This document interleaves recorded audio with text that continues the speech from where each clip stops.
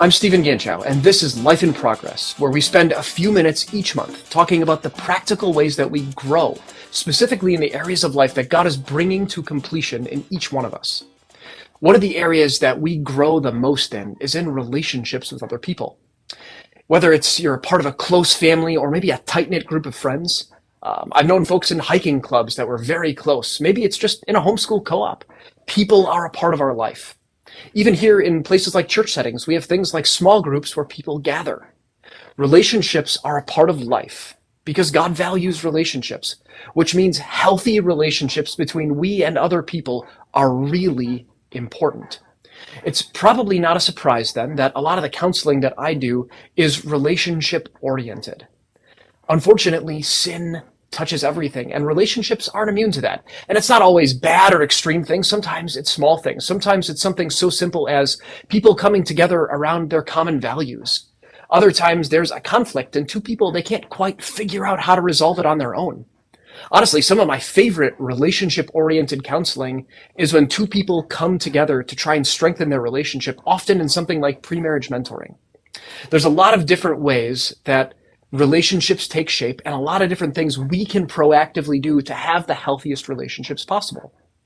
So along the way, as I've been on a ton of relationship journeys with people, I've learned, honestly, a few relationship pro tips. And what these relationship pro tips are designed to do is help us not just create, but maintain the best of relationships, regardless of if that's with other believers, other Christians, or those who don't think the same way as you or I do on a given thing.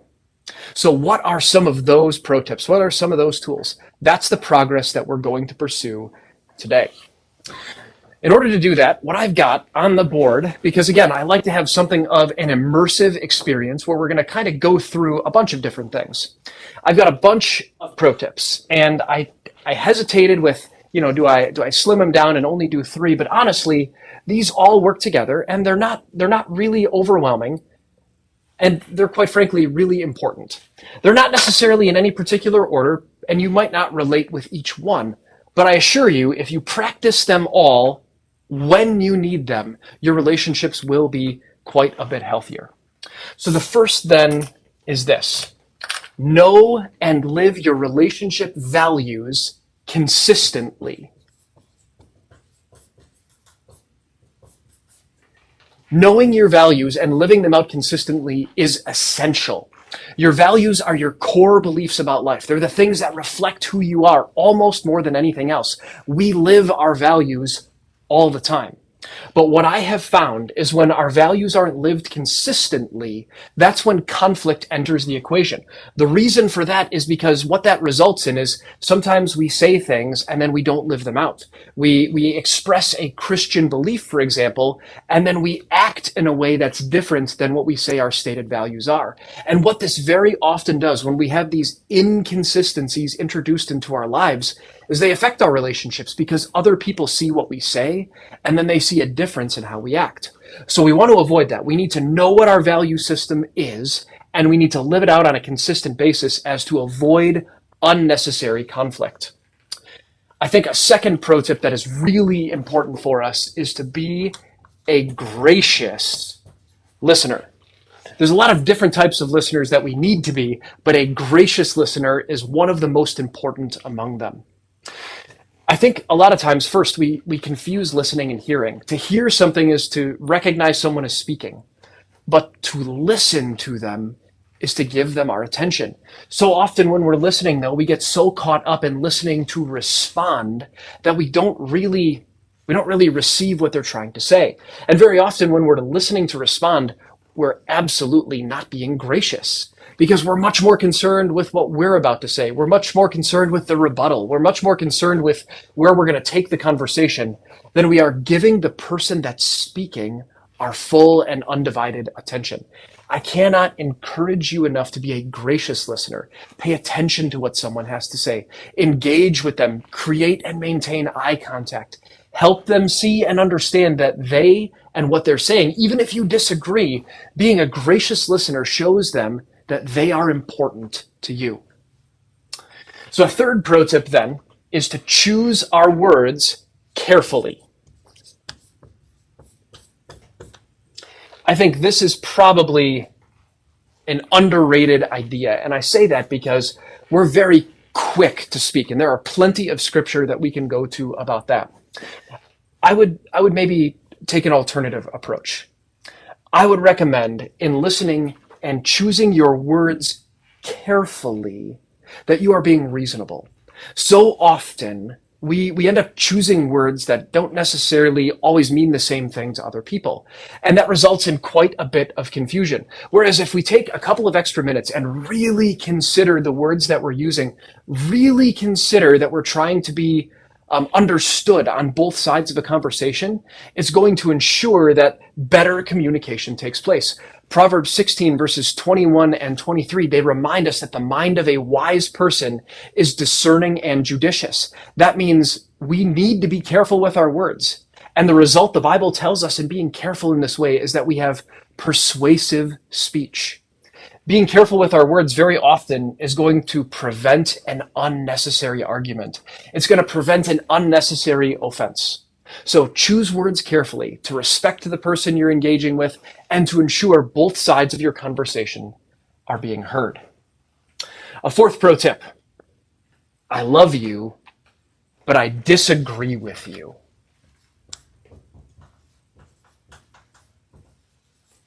I love you, but I disagree with you. It is very possible to be in relationship with people that you don't agree with about everything. You don't have to have the exact same political belief system. You don't have to have the exact same view on eschatology or end times matters in the Bible. Sometimes the best thing that you can do is put a period on a discussion to affirm your love for someone in relationship, to affirm the value of a relationship, but to simply say, let's just agree to disagree. Maybe we don't avoid the subject, but let's not make it a primary issue in our relationship. Let's let the main thing be the main thing. Let's love one another in that way instead. So put a period on it, agree to disagree, and focus on the things that give you both life in the relationship and not the things that divide you. Fifthly, when necessary, take a break. This is probably one of the tips that I use in counseling more than any other. Whether it's marriage counseling, where I have a tool, I call it the 5-minute rule, where I separate husbands and wives and I give them some space to go and think a little bit. I give them the opportunity to choose their words carefully, to remind them to be a gracious listener. I ask them, what values are evident right now in this dialogue? This is simply, honestly, a helpful tool. So if you've got a friendship, if you've got a close relationship that it's finding itself being a little strained, I cannot encourage you, take a break. Take a few minutes, gather yourself, gather your thoughts, ready yourself to be a gracious listener, ask good questions again, and agree to disagree if you have to.